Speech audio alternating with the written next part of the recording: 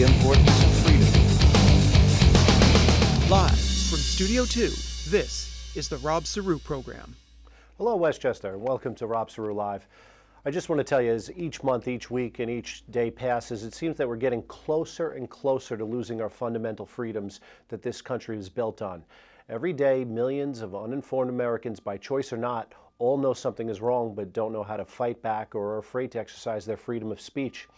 So many people in this day and age are hurting in America. We're sure at this point, it seems like we're broken. Nobody is demanding truth, honesty, integrity from our elected officials, just a blind reliance on the satisfaction that they, being local, state, or on the federal levels especially, are doing the right thing. We cannot be more wrong. Congress right now has a 7%, yes, 7% federal congressperson national approval rating, which is a 93% disapproval rating, which makes it no wonder that we are giving up. But not me, and I hope not you. It's every person for himself or herself here in America. We ignore human trafficking of kids here in the U.S. It's not being dealt with or outcried by the public. Our taxes are going up and up with runaway property taxes. No outcry there. The national debt going up currently, as of today's broadcast, $18.1 trillion. No outcry there. Trampling on our privacy through limitless data collection through the NSA. No outcry there. The IRS targeting who they believe to be conservatives or the wrong political group through audit. No outcry there. 1 in 4 of Americans on some sort of psychiatric medicine. Is this by design? Maybe. Is it really a necessity? I don't know. You ever see a drug commercial that inundates you nowadays saying how you could quit smoking, but the side effects are thoughts of suicide, but we take the drug anyway? Common sense is being 100% disabled. And us being led like a pack of wolves without thought or reason is now common for us as breathing air. We defy common sense and logic. America, I hate very much to report this, but there are places and other countries that have a better quality of life than America. We could say how happy we are to be born here, but how we all know deep down inside that the U.S. could do so much better in looking out for its own and looking out for more of our friends and neighbors. The system is not working anymore, America. The free market capitalistic system is not working. There is too much disparity between poor and rich. Look, I told you in the first broadcast that what makes America unique, free market competition, but at this point the gap is so wide, there's no opportunity for anybody, even if they start honestly from the ground up. Makes you wonder why opportunity does not exist anymore, and if it does, it's usually inherited opportunity or old money. Those two things are fine, and life is not fair at times, but if you think with the capital controls and regulation that exist that you have a chance from starting with zero in this day and age, you may be right. And you may work your way up to becoming a millionaire or ultra successful, but it's going to be harder than ever. All we want is to live and let live, not be controlled by or overly regulated. It makes people give up prematurely. It makes them throw in the towel. And I believe every single one of us was put here for a reason. I believe in the individual, not the collective. No matter how long or how short your life turns out to be. Every single person, I believe, is an individual with purpose, creativity, and a unique identity that is one of a kind. Folks, if you need a friend in the media who will be straight with you, I'm right here. And that's the monologue for this broadcast. Folks, let's get to it. Right now, there's a lot going on in the world. There's a lot of complacency, which I'm going to get to in a couple of minutes. Complacency for being American. Complacency for thinking that terror attacks can't happen here. Complacency for thinking that our fundamental freedoms are going to exist from now until through infinity. I don't know about that. We have a lot going up against us. I've told you, like a broken record player, many times that things cannot be taken for granted. Americans know there is something fundamentally wrong with the direction of the country. You could blame it on whoever you want to blame it on. You could blame it on the president, which a lot of people do from both sides of the aisle. but you could also blame it on the fact that we're turning on ourselves. Right now, we are at a tipping point. Something is on the brink of collapse. I don't know what it is, but something is going to give before 2020. Is it going to be the economy? Is it going to be the stock market? Is it going to be, are we going to have more shootings like we did two and a half short years ago in Newtown, Connecticut? I don't know, but something is on the brink, and I hope I'm wrong. I want to get to the top stories today that are handpicked by me, and I want to let you know that in the future, when we go live, I would like to take your calls because you need to express yourself. You need to let people know where you stand on the issues. Voice your opinion.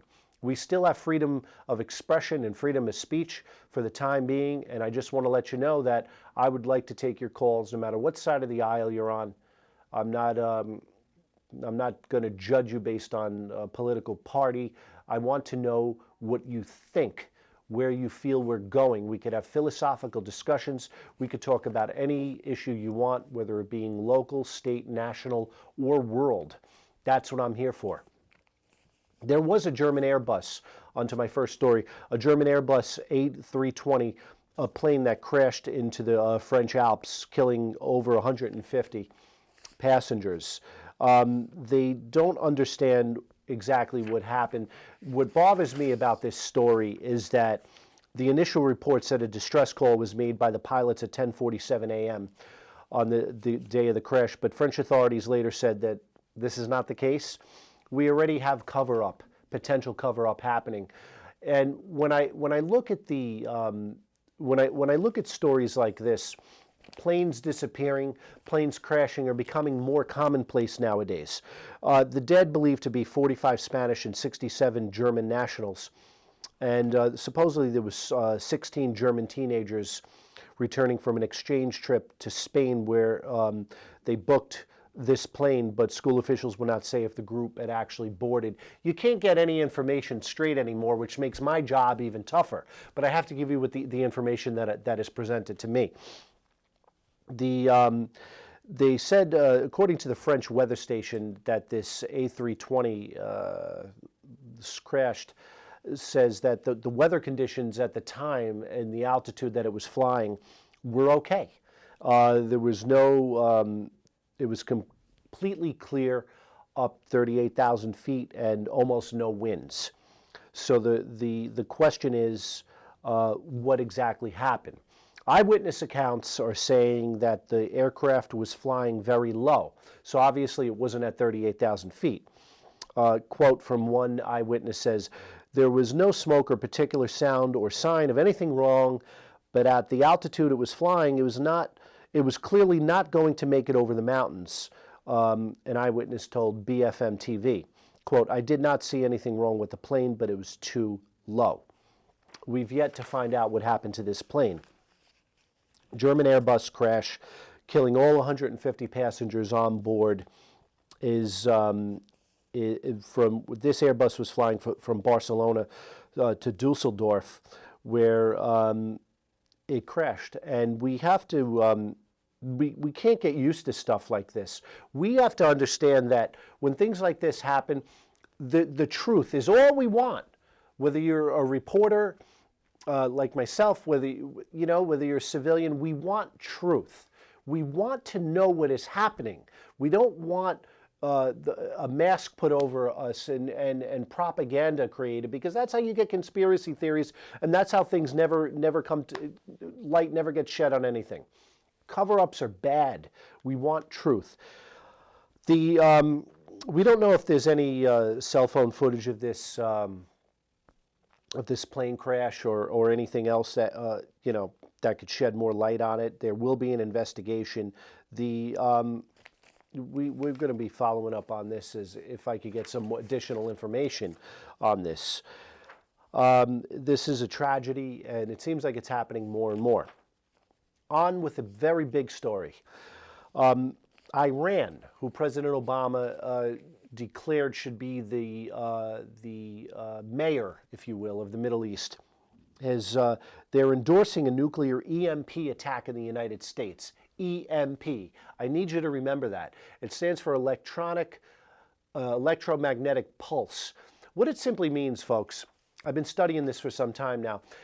If a nuclear missile is shot up into the sky over the United States, miles high, and it explodes, doesn't have to land on U.S. soil, simply an explosion above the United States in the air. It could wipe out the electric grid for up to a year, where virtually your life and my life would come to an extreme halt.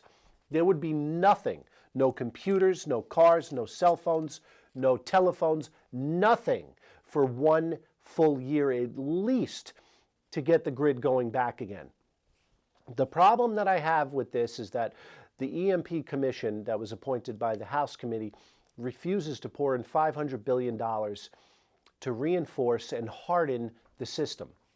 They're not doing it. Everything is a political drag along. The most bipartisan things don't even get passed through. It's a shame. This nuclear EMP that Iran says they want to wipe the West, the Western way of life. Here, America, Canada, the entire Western way of life, they want to eliminate it and enforce and create the world into their image.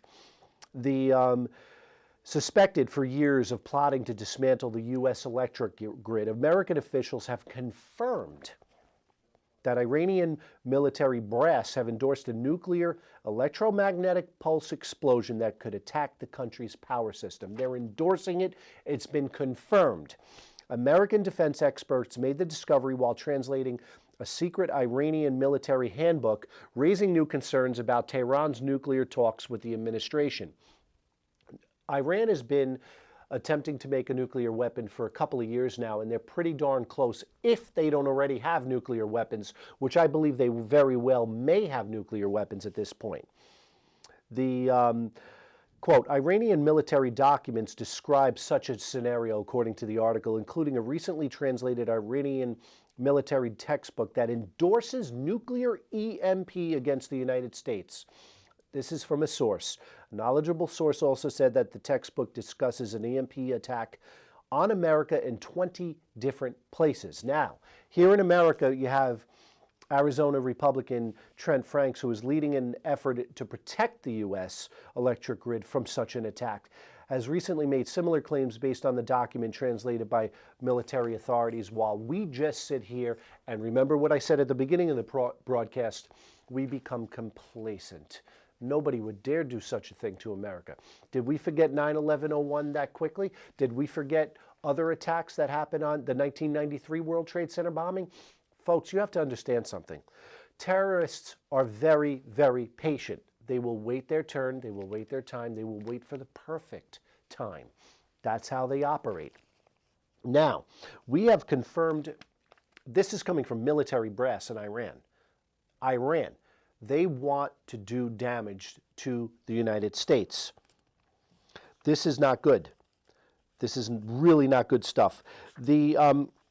Once a nuclear warhead, folks, let me go back to what I was saying, is detonated at high altitude over the United States, it would black out the national electric grid and other life-sustaining critical infrastructures for months, if not for over a year. That would create a panic. It would, according to the Congressional EMP Commission, it would cause chaos in the streets, starvation, and would leave 90% of Americans dead. 90% of 300 million Americans would be dead within the first year due to being looted on, trampled on, murdered for food that you may have that somebody else may not have. People do desperate things in desperate times, and you could rest assured that you would have to be protecting yourself to just simply stay alive. You wouldn't be able to do anything. Watch TV, get updates on anything. Every form of electronic communication that we depend on so dearly as that we don't even give a passing thought to would be disabled. There would be no heat in your house. There would be no electricity in your house. The food stores would be looted and emptied within minutes. Look how quickly a food store the shelves are emptied when a snowstorm is declared. We have a serious problem here in America. There's too many things. Government is way too big because nothing's getting done. Nobody wants to take action. And I want you to take a look at this video, and it's going to describe to you exactly the devastational effects of an EMP attack here in American soil. America is clearly Iran's ultimate target. Clearly, we are the great Satan. And one way to get at America, and an easy way, quite frankly, is through an EMP attack, an electromagnetic pulse attack.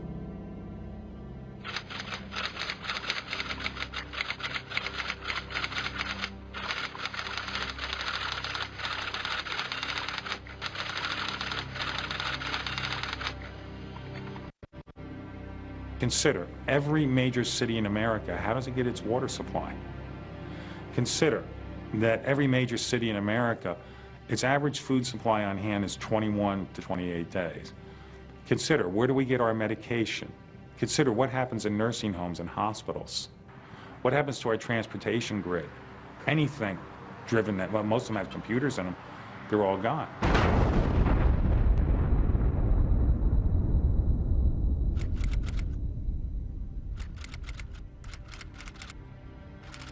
So we've known about the capability of EMP. The first study had the commission headed by Roscoe Bartlett, Republican out of Frederick, Maryland, 2004. Testimony in that study indicated 90%, let me repeat that, 90% of all Americans will die within 12 to 18 months after an EMP event. This study was done in 2008. Has anything been done since? No. However, there was an attempt to protect Americans in early 2010 when House Bill 5026 was introduced. The law would have authorized the federal government to take emergency measures to protect the U.S. power grid from solar flare and EMP weapons. It passed the House of Representatives by a unanimous voice vote in August that year. However, Alaska Senator Lisa Murkowski helped kill the legislation in favor of a clean energy bill backed by Senate Democrats. And we know how much it costs to run a bill through and how many years of work and how many hundreds of experts were involved in that. We had one self-centered senator who killed the bill. If Iran develops nuclear capacity, the United States would certainly become a first strike target. And a plan to execute a coastal launch has been in place and tested for nearly a decade. For years, the Iranians have been taking a container ship out into the middle of the Caspian Sea and firing rockets straight up. And then they detonate the rocket and say, oh, it was a failure, didn't go into orbit. I mean, that is the signature. That is a clear signature of training for an EMP launch. Put the missile straight up. They said that America should not be surprised if their vessels find their ways into the Atlantic Ocean and get close to the Gulf of Mexico and strike America. Get that container ship 100, 200 miles off the Gulf of Mexico. Doesn't need any sophisticated guidance system, anything like that, for precision impact. And these missiles in a container, ballistic missiles, can be launched in less than 60 seconds with a nuclear warhead and blast in the sky and create an electromagnetic pulse attack where it would destabilize the infrastructure of America within hours, and we will be sent back to the 18th century. Folks, you see it hands-on. You know, you have a better understanding now just by seeing what you saw. It is scary, okay? I am a little tired of the attitude from the average person saying, well, what are you going to do? Well, you're going to demand accountability from your elected officials, and you're going to see that we stop Iran, okay, which is a terror country, from doing this to us. Because if we just sit back and take our freedoms for granted, this will happen.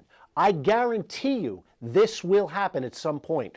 Maybe not today, maybe not tomorrow, but at some point this will happen. When you have Iranian military officials who have more technological warfare know-how than the average person saying they want to do this to the United States, you better take them at their face value.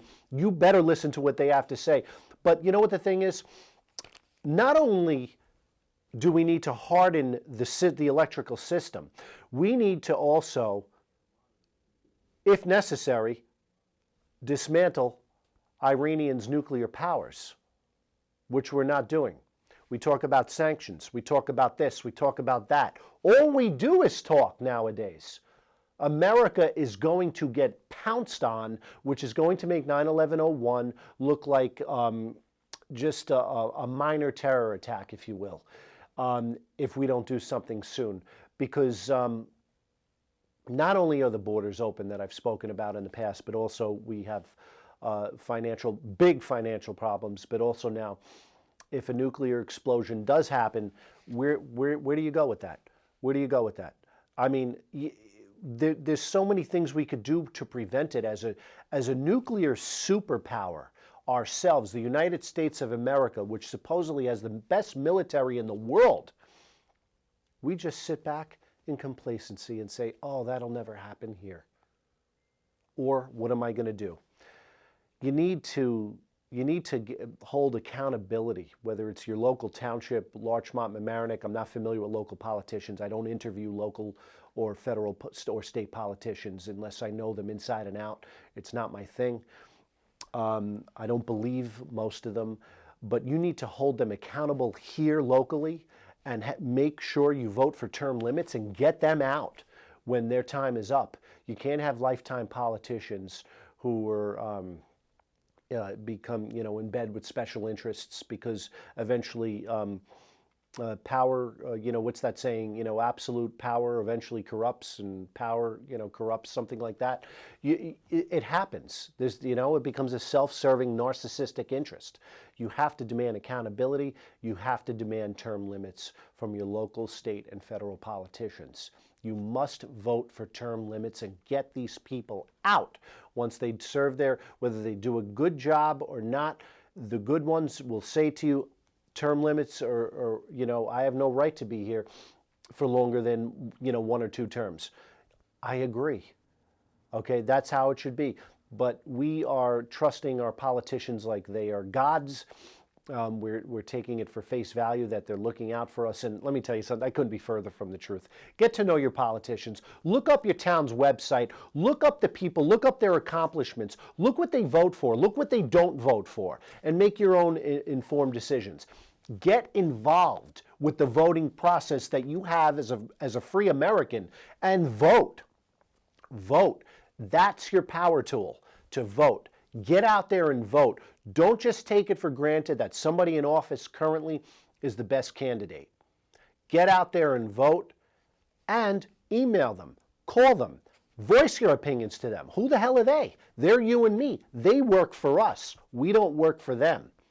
But apparently not, because with 7% approval rating on a national level, 93% disapproval rating, let me remind you, that's really bad.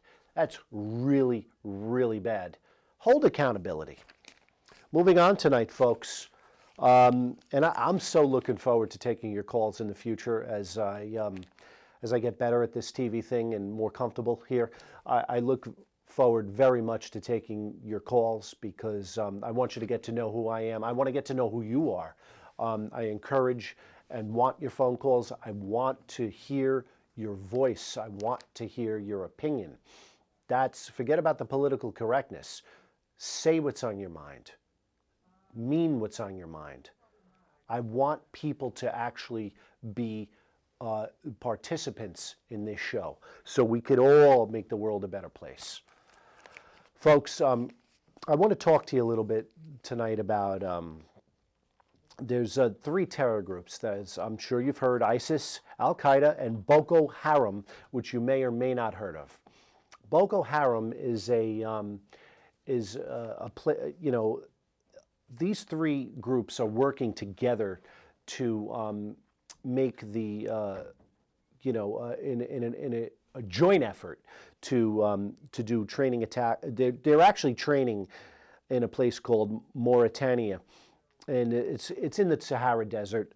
And these 3 groups are they're linked to 2 camps in the remote sands of this place. And what's happening is that they're looking to these are training grounds. These training grounds are where they want to do damage collectively to the West, being here, and to places in the East, such as Africa. What I don't like is that you have at least 80 trainees, some being traders to the United States. 80 trainees, recruits from the United States, Canada, and parts of Europe, including France, are known to be at the training camps, according to a TRAC, acronym TRAC source, who visited the camp and obtained documentation. Most of Mauritania's population of roughly 3 million is concentrated on the coast, and it's a tiny country. Not too tiny, but tiny enough. It's the size of Texas or New Mexico, and the camps are these training camps are for a purpose. I told you earlier they're for a purpose, to do damage, to promote their religious way of life, to promote Sharia law, to promote bloodshed through caliphate across the Western way of life. They hate the way we live, and you already know that. It bothers me that American citizens could join these groups when they get indoctrinated into violent jihad, which was taken out of the FBI training manuals. We talked about that in the past. And they want to spread this caliphate across North and West Africa, according to analysts. But it's not just limited to North and West Africa. It's also going to spread across the Western way of life, if we allow it. But, what are you going to do? No, we're going to fight fire with fire. We're going to hold our U.S. military accountable. The terror groups includes the terror camps include places such as homes, mosques, schools, according to the TRAC source. So these people and these training camps are well hidden from radar up above, and from video up above, and among notorious terrorists that actually left prison, being Guantanamo Bay and other prisons, was number one, Talib Old Amida, who participated in a failed kidnapping attempt on a German diplomat in 2007 and the successful kidnapping of 2 Italian citizens. Also, another terrorist that was freed from prison was Tayeb Old Salek, who was sentenced for several terror-related activities, namely recruited and financing terrorist organizations in Mauritania, and also another person, Sidi Old Sedina, who was sentenced for his participation in an attack that killed 4 French citizens in December 2007. Also another one, Mohammed Said, who was in prison for his involvement in recruitment and training camps in South Algeria and North Mali, and for participating in the attack on the French embassy. These are trained killers, if you will, that were freed from prisons. There are also links between Mauritania and Boko Haram, that is for supplying, and also Al-Qaeda, in which they supply lines for finance and weapons. There's recruitment centers and organized crime networks facilitating ISIS expansion in North and Central Africa. A lot of problems out there, a lot of problems. Finally tonight, I have one more story for you that I'd like to share regarding a pastor that was jailed 1 year for questioning cross removals, the sign of the cross, actual cross removals in China. This Christian pastor, the story comes out of Beijing, where this Christian pastor who questioned authorities in eastern China about the forced removal of crosses from roofs in churches. Tuesday, he was sentenced to 1 year in prison. And Huang Yizi is the first person to be jailed for opposing Zhejiang province's intense campaign to remove crosses from churches. This is what happens after a 6-hour trial. A 6-hour court trial. He was found guilty. This is the world you're living in. It's going to happen here in America too, not just in China. Folks, this is the most compelling news that I could bring you for this half hour. Thank you for joining me. This is Rob Ceru Live. I'll see you in April. I look forward to it. Thank you very much for being here. Have a great night.